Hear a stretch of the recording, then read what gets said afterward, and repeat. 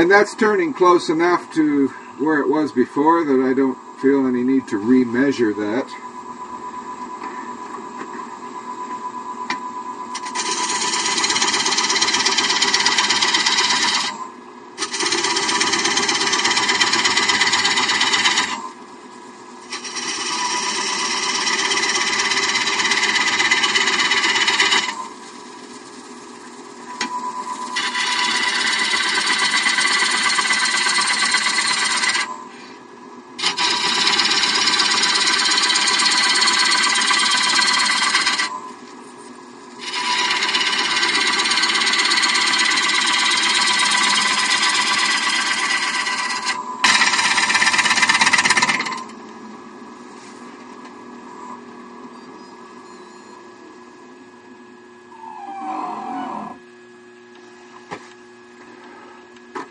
Okay, so most of the surface, I've got a little bit right at the rim that's not quite there yet, but most of it has been cut. But I can't really go and make any final moves on the curve of the sidewall until I know where the rim is going to be.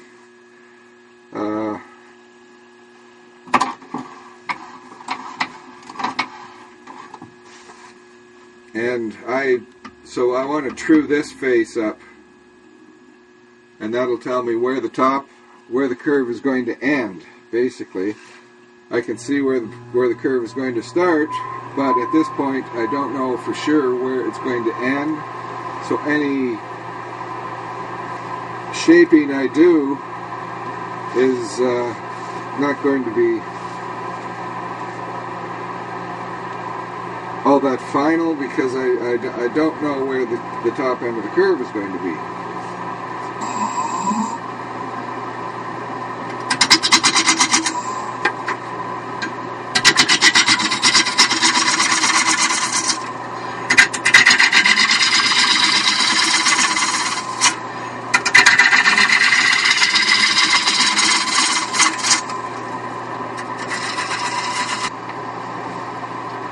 Okay, so I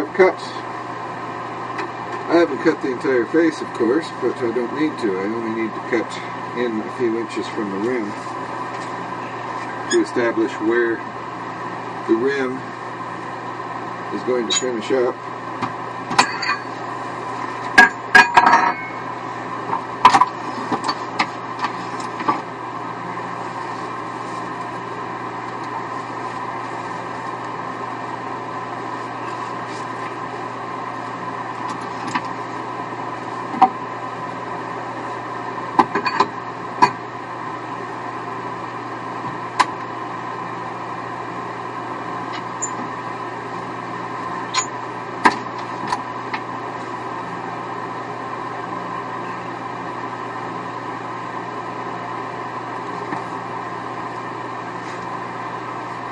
Okay, so that base is probably going to want to be in about there, so I'll work some more wood out of this area.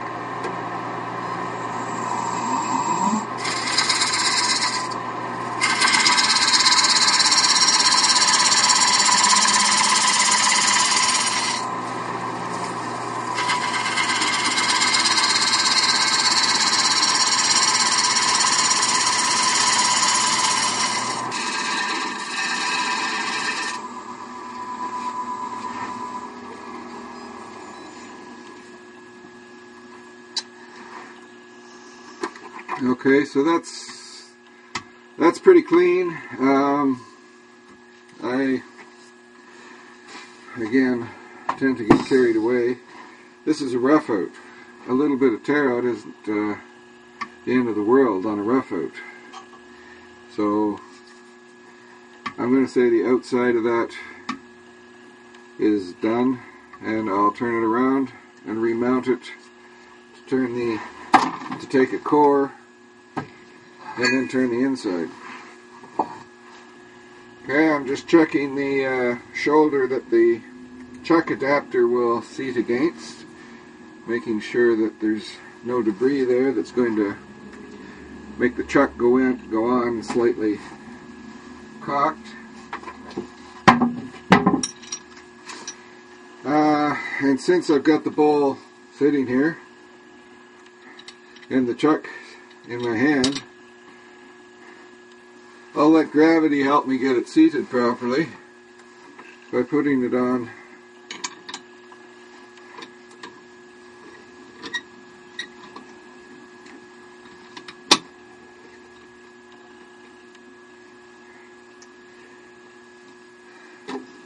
so I'm just holding it down flat there while I tighten it up. And gravity is helping me in this case. If I was doing this while the chuck was on the lathe, gravity would be fighting me.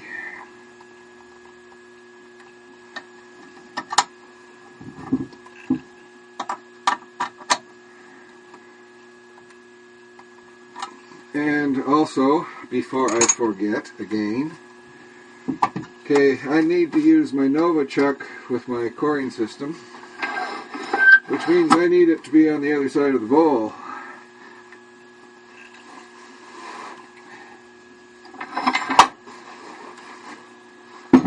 So I'll get that out of there before I forget again.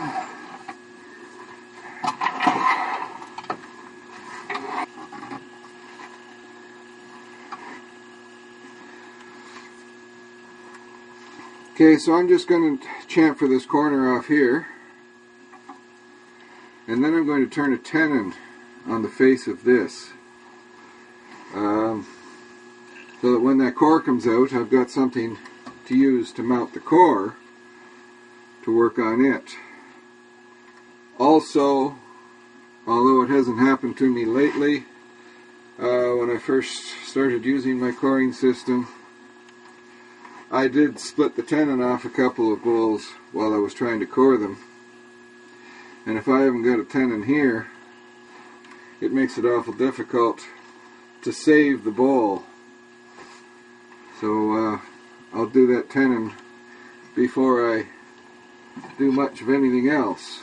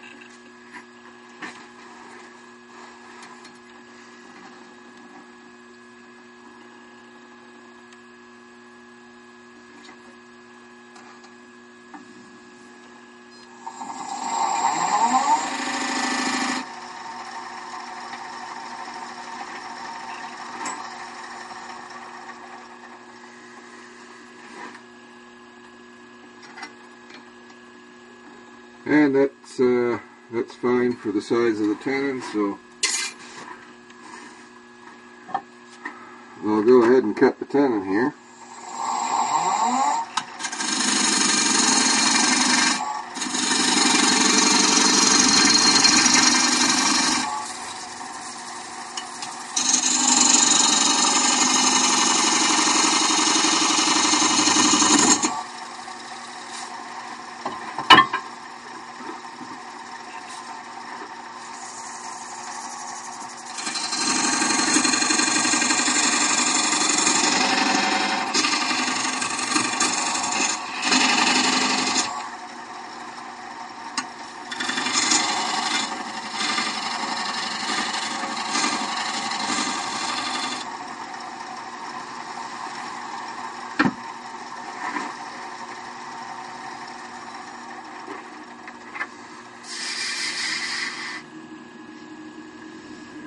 Okay, so that should be fine. That measures about 13 7/8. So I want a wall thickness for the outside bowl of about 1 3/8, I think.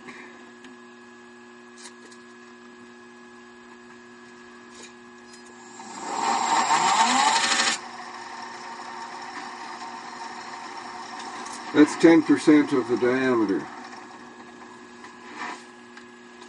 And that's a relatively generous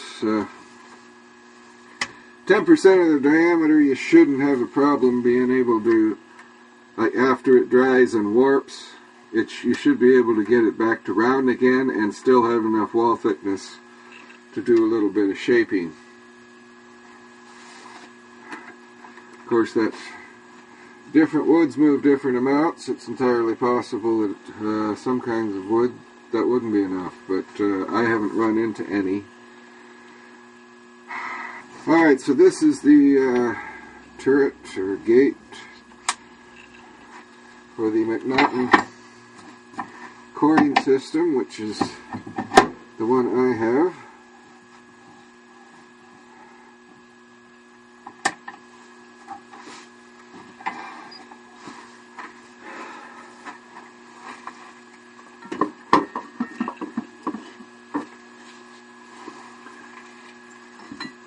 And I'm going to go with the middle curve knife, which is this one.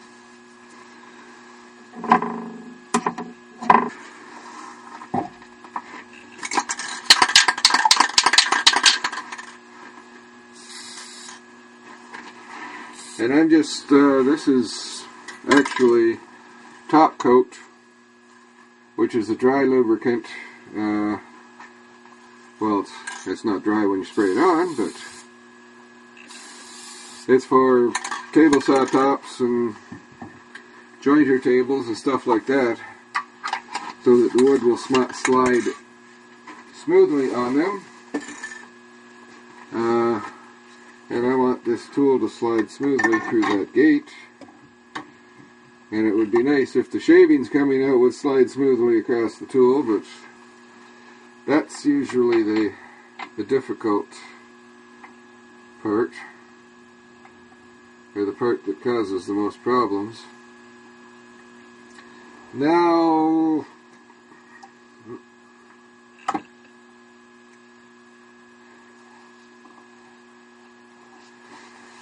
yeah, the kerf gets jammed up with shavings and stalls the lathe, and it can be a little, sometimes it goes real good and sometimes it's a nightmare, but to me it's worth it to get another bowl.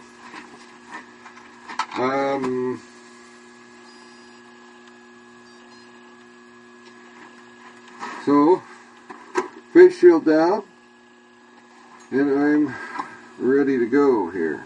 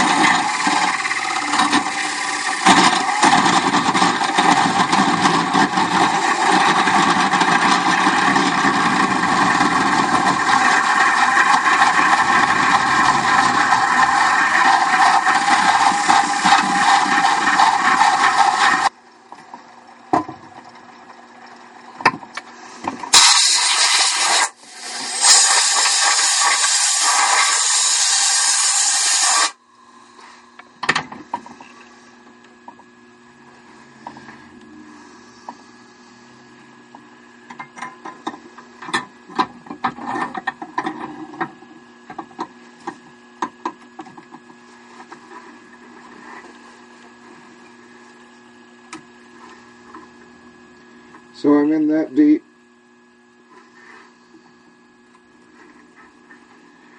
And my tool handle is angled about like that. So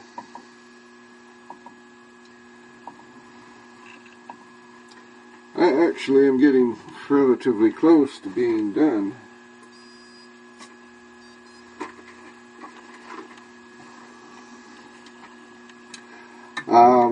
I try not to cut them completely loose myself.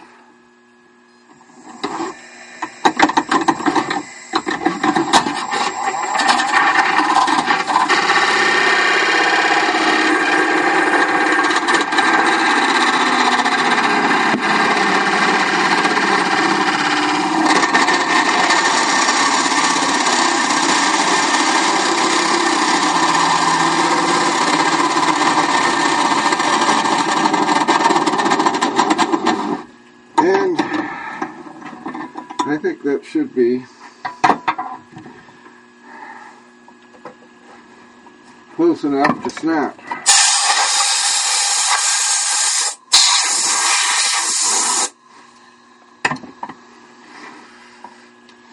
So I'm going to take the turret and butt it up against the outside wall of the bowl, lock the banjo down, which basically is the effect of tipping it slightly up and increasing the pressure here. So that is locked. This is now supporting the outside of the bowl so that it can resist the pressure of me using a pry bar on the inside.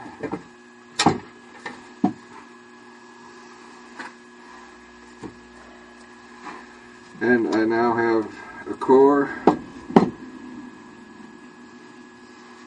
and that's the diameter I was down to when I snapped it.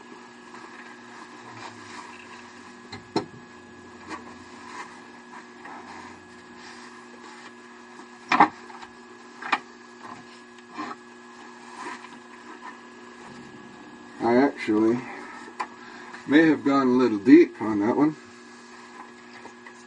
It's not a lampshade, at least not yet.